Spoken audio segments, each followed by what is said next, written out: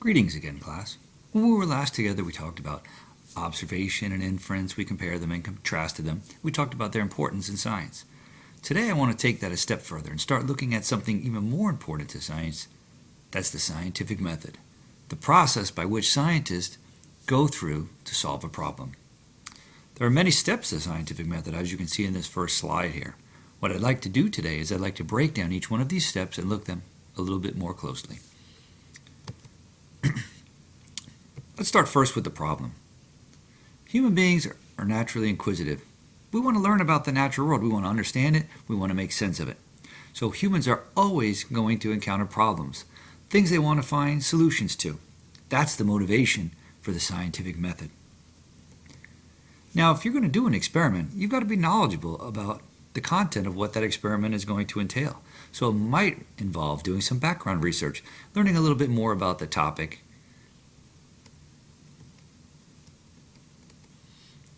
Once you've got enough background information, you can form a hypothesis. A hypothesis is, of course, as you learned in elementary school and middle school, an educated guess. But it's more than that. It's really a proposed scientific explanation. After doing all your background information and learning so much about the problem as you can, you're going to take that next step. You're going to try to make sense of that problem, try to figure out what it's all about. That's where the hypothesis comes into play. Hypothesis does not have to be right or wrong. That's not important. But the hypothesis must be testable, which we'll talk about in a second. When you're ready to test your hypothesis, you're ready to perform your experiment. If you cannot create an experiment from your hypothesis, that means your hypothesis is bad. Once you start your experiment, you're going to be recording data.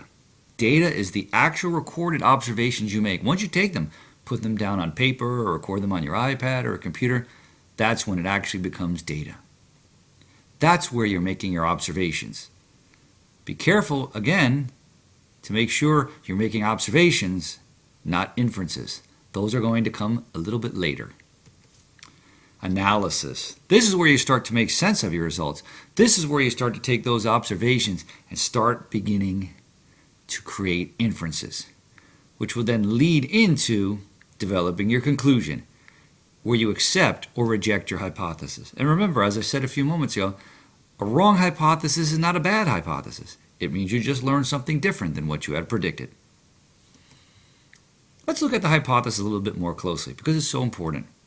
As we said a few moments ago, a hypothesis is a possible explanation that can be tested. Such a key word there. It has to be testable. If you cannot create an experiment, it is not a good hypothesis. It has to be revised. It's always written as an if-then statement. If you're writing a good hypothesis, if you want to write a fantastic hypothesis, it's if, then, and because. But what does the if mean? What does the then mean? We're going to get to that in a moment. When you're creating a hypothesis, you've got to think about the entire experiment together as a big picture. So you're going to have to start thinking of things called variables. And remember, variables are the parts of the experiment that the experimenter or scientist changes to test their hypothesis. There are two very important variables when you're writing your hypothesis. The first is the independent or manipulated variable. This is the part that the experimenter is actually testing. This is the part that is intentionally changed. You want to usually keep it at one. More than one independent variable can make the experiment very convoluted and very confusing. The other variable you have to think about is the dependent, also known as the responding variable. This is what you're going to be looking for when you do your experiment. What are you going to be measuring? Okay, what are you going to be looking for to tell that your independent variable actually had an effect on your subject? Now, when you're creating your dependent variable, you have to decide what it is and how it is you're going to be measuring it. So sometimes you have to create what's called an operational definition, where you actually define what the parameters are for what you're looking for. For example, let's say you were doing an experiment to say which color light makes plants grow best. Best is a very vague term. You've got to make that more specific. How can you create a dependent variable from the word best? So an operational definition would allow you to define what the word best means and then actually be able to test for it. So in the case of a plant, maybe best might be the tallest, or grows the fastest, or has the most green leaves, or the most flowers, or produces the most fruit, whatever. You have to define what that term means so you can actually measure it. Continuing with your hypothesis, if you were going to write one, this is how you would write it. If, then you state your independent variable, then your dependent variable. And then you might throw in a because and actually explain why you've made that prediction. If, then, because. For example, if 100 grams of fertilizer is applied to a lawn, then the lawn will grow at a faster rate. Independent variable, what is it?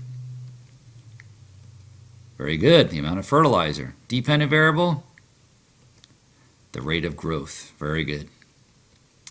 Now, scientists, when they set up experiments, there's two basically different ways we'll be doing research in our biology class. We might set up controlled experiments, or we might do investigations which don't have a hypothesis. But when you're setting up a controlled experiment, it's exactly like the term describes it. It's controlled. The experimenter is controlling everything except the independent variable. Generally, in a controlled experiment, the experimenter will create two groups, the experimental group and the control group. The control group does not receive the independent variable. However, all other elements of the experiment must be held constant. So that creates what's called a third group, known as the controlled variables, also known as the extraneous variables, also known as constants. These are the things that must be held constant by the experimenter so they don't affect the actual experiment. You don't want to have multiple variables, so you have to make sure that these things are held the same, so that the only thing different between your subjects is the actual independent or manipulated variable. So for example, let's say you're doing, again, which color light makes plants grow best. The color light, of course, is the independent variable, but you want to make sure nothing else affects the experiment, so you would need to control the other variables, like for example, the soil type, the amount of water, the time of the light, the type of the plants, the location of the plants. All those other kind of things have to be the same. So the only thing different will be the color of the light. Another thing that's very important to an experimenter is the sample size. If you do an experiment, you want to be able to extrapolate those results to other scenarios and beyond your experiment. So you want it to be authentic, and you want it to be reviewed by the scientific community, and you want them to believe that your research is valid. So to do that, you have to make sure you have a sufficient sample size. The sample size is the number of subjects involved in your experiment. The bigger the sample size, the better the experiment.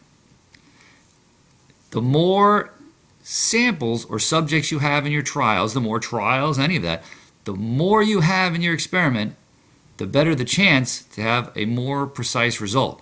Less error, increased reliability, also known as validity.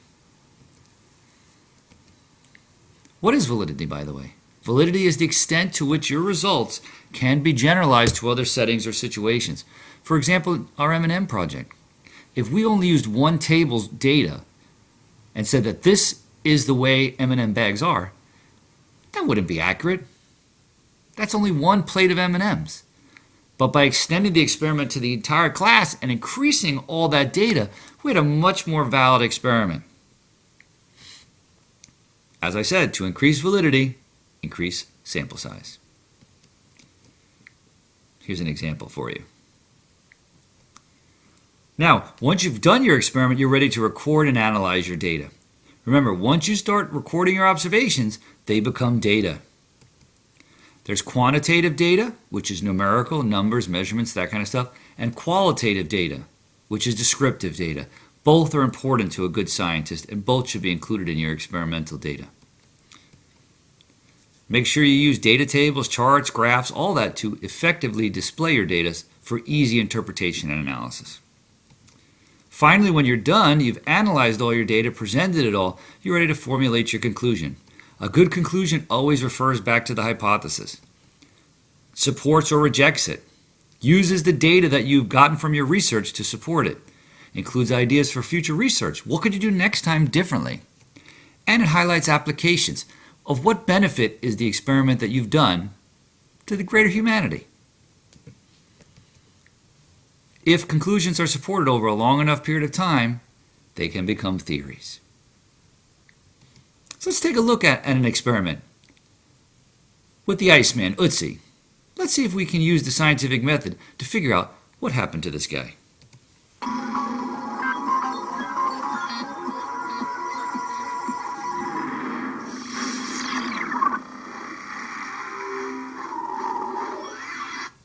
In 1991, hikers in the Alps stumbled on the body of a man, mummified and frozen. It was visible because the ice was melting. After looking over the body, the hikers realized that this wasn't the body of one of the hikers who go missing every year in this alpine region. This was a man who had died more than 5,000 years ago. In fact, after careful study, scientists found that he's the oldest human ever found, a man 5,300 years old. Scientists call him Ötzi, or the Iceman. How he died became clear pretty quickly. Inferring from the evidence, an arrowhead lodged in the Iceman's back led to the conclusion that he was murdered.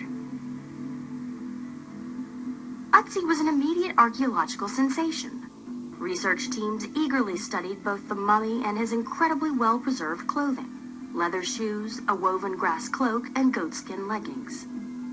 From these remains, could archaeologists predict who he was, how he lived, and why he died up here in the mountains? Based on the evidence, many researchers thought that Ötzi must have been an alpine shepherd, leading goats and sheep to high-altitude pastures in the summer.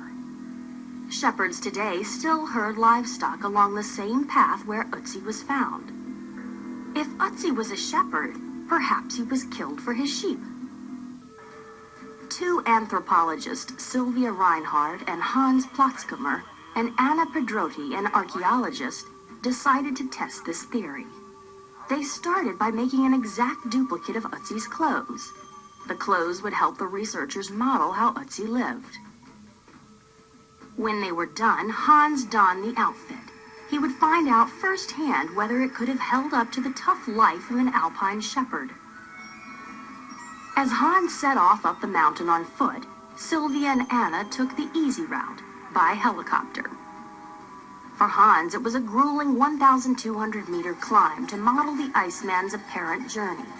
From the mountaintop, Sylvia and Anna could see that Hans was having trouble.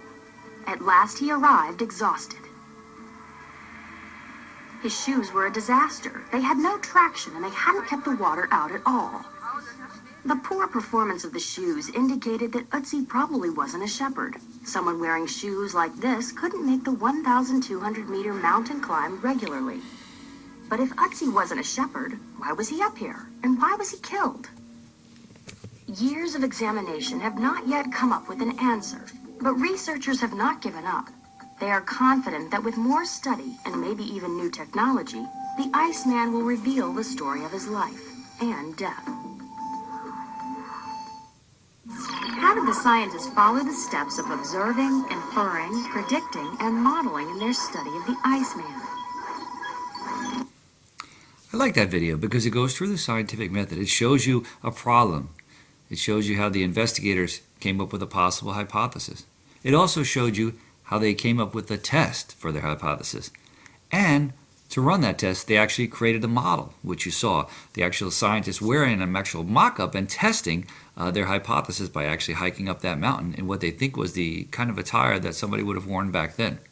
Remember, on Canvas, I have posted an assignment, actually an announcement, that has the link to the actual follow-up story to Ötzi. They've discovered a lot in the last few months. You might want to make sure you read that.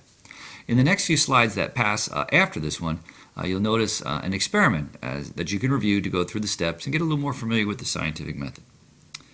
When we meet next time, we'll talk about some controlled experiments that were very important in the history of the world, like the Reedy experiment, Pasteur's experiments, and how they affected our understanding of what life is. And then we'll finish out by talking about what a theory and what a law is.